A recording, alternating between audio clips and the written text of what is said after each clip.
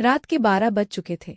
ससुर जी ने धीरे से मेरे कमरे का दरवाज़ा खोला और चटकनी लगा दी। मैंने आंखें बंद करके सोने का नाटक किया, पर मेरे दिल की धड़कनें तेज थी। मुझे अंदाजा था कि वह क्यों आए हैं, पर मैंने खुद को रोका और बस चुप रही। उस रात जो हुआ वो मेरी जिंदगी का एक नया मोड़ था।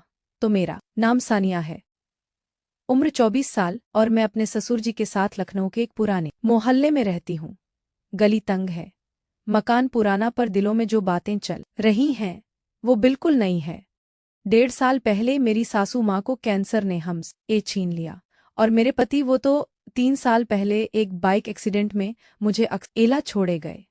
तब से मैं और ससुर जी बस एक दूसरे के सहारे इस छोटे से घर में जिंदगी काट रहे हैं। मैं दिन भर एक कॉल सेंटर में काम करती हूँ और घर लौटकर खाना पीना बाजार सब संभालती हूँ। ससुर जी पहले बर्थडे रबदार इंसान थे।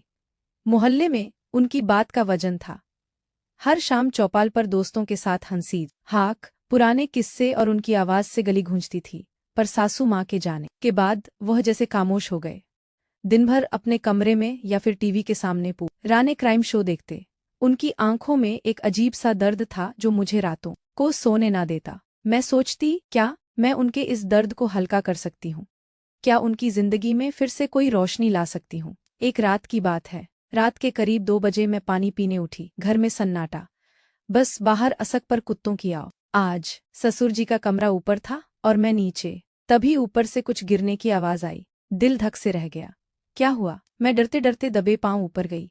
उनका दरवाजा हल्का सा खुला था। मैंने चुपके से झांका। ससुर जी अपने मोबाइल की टॉर्च जला रखी थी। उनके एक हाथ में मोबाइल था और वह कुछ देख रहे थे। दूसरा हाथ छोटा पप्पू था शायद। तभी उनके हाथ से पास में रखी गिलास नीचे जमीन पर गिर गई, लेकिन उनको पता नहीं चला।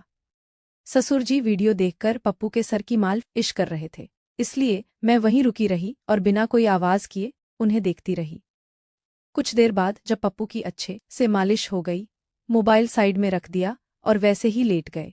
मैं धीरे से वहां से हटी और नीचे अपने कमरे में आ गई। नीचे आकर जो मैंने देखा और महसूस किया, उस पर यकीन नहीं हो रहा था कि ससुर जी ऐसा कर सकते हैं। लेकिन फिर सोचने लगी है कि ये तो स्वाभाविक ही है, इसमें कुछ ज्यादा सोचने जैसा नहीं है। दिल में जैसे कोई तार छिद्दा गया।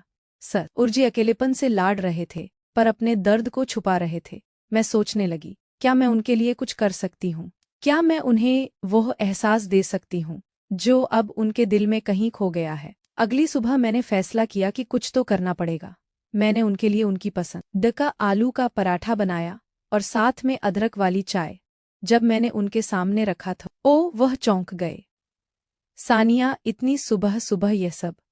मैंने हंसकर कहा। ससुर जी आपकी पुरानी वाली हंसी लाने के लिए तो यह छोटा सा पराठा कुछ भी नहीं। वह हल्का सा मुस्कुराए और मेरे दिल को जैसे सुकून मिल गया। उस दिन के बाद मैंने उनके साथ वक्त बिताना शुरू किया। कभी उनके पुराने दोस्तों को घर बुलाया, कभी शाम को उनके साथ गली में टहलने निकली। एक दिन जब मैं रात को खाना बना रही थी, उन्होंने अचानक कहा, सानिया, तू मेरे लिए बेटी जैसी है, पर तेरा दिल क्या कहता है? तू भी तो अकेली है ना? मैं रुक गई। उनकी बात मेरे दिल को छू गई। मैंने हल्के से कहा, ससुर जी, अकेलापन तो हम दोनों का है। शायद हम एक दूसरे के लिए वह कमी पूरी कर सकते हैं। एक शाम मैं कॉल सेंटर से लौटी तो ससुर जी आंगन में कुर्सी डालकर बैठे थे।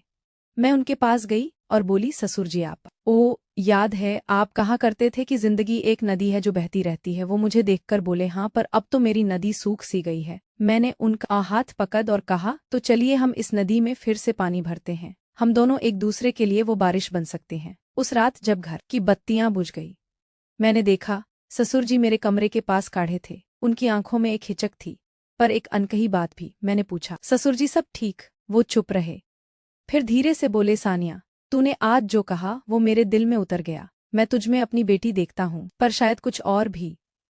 मेरे दिल की धड़कन तेज हो गई। मैंने हल्के से कहा, ससुर जी, हम दोनों ने बहुत कुछ खोया है, पर शायद हम एक दूसरे में वो सुकून ढूंढ सकते हैं जो हमें चाहिए। लोग क्या कहेंगे, यह सोचकर तो जिंदगी रुकती नहीं। उन्होंने मेरा हाथ थामा। उनकी हथेली में एक गर्माहट थी जो मेरे दिल तक गई। वो बोले, सानिया, यह रास्ता आसान नहीं। मैंने मुस्कुरा कर कहा, ससुर जी, जो आसान होता है उस समय मजा कहाँ। बस आप मेरे साथ रहें, फिर देखिए कैसे जिंदगी फिर से हंसने लगती है। उस रात हमने प्यार किया, एक दूसरे के साथ बैठकर पुरानी बातें की। सासू माँ के किस्से, मेरे पति की शरारतें और वह पुराने दिन जब घर में हंसी गूंजती थी। पर उस रात कुछ बदल गया। ससुर जी की आंखों में वो खालीपन कम हो गया और मेरा दिल वो भी जैसे हल्का हो गया। अगले दिन जब मैं दफ्तर से लौटी तो ससुर जी ने मेरे लिए मेरी पसंद की कचौड़ी बनाई थी। सानिया, आज तुझे कुछ तीखा खाना चाहिए, उन्होंने हंसकर कहा।